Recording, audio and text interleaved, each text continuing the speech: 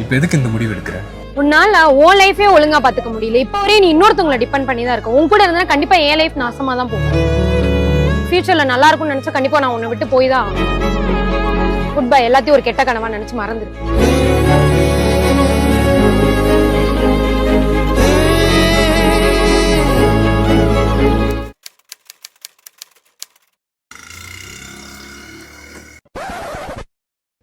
சாம அவனே கல்யாணம் பண்ணிருக்கான்.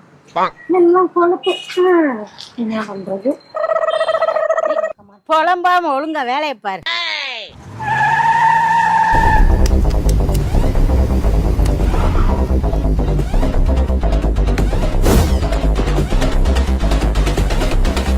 ரெடியா மாமே? எல்லா டூட்ஸுக்கும் சொல்லிக்கிறேன் நான் பார்த்துட்டேன் பல டூல்ஸ். ஸ்கெட்சா போட்ட சம்பவம் 6 மணிக்கு ஃபிளாஷ் நியூஸ்.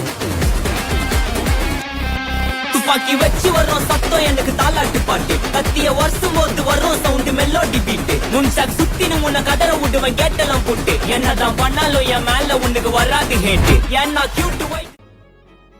உனக்கு பண்ண துரோகத்தினாலதான் என் லைஃப் இப்படி ஆயிடுச்சு. லூசு மாதிரி பேசாத. இல்லடா, இதான் உண்மை. அப்படிலாம் இல்லை. கார் நல்லா இருக்குல்ல? யா எஸ். எவ்வளோ ஆச்சு?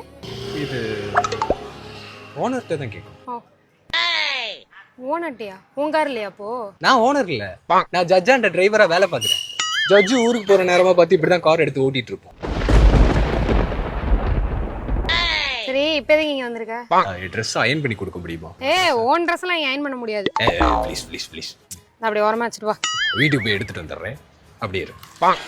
ஃப்ராடுக்கார பையன். அவனெல்லாம் கல்யாணம் பண்ணாம வந்ததே நல்லதுதான். இதற்கு தானே ஆசைப்பட்டாய் பாலகுமாரே.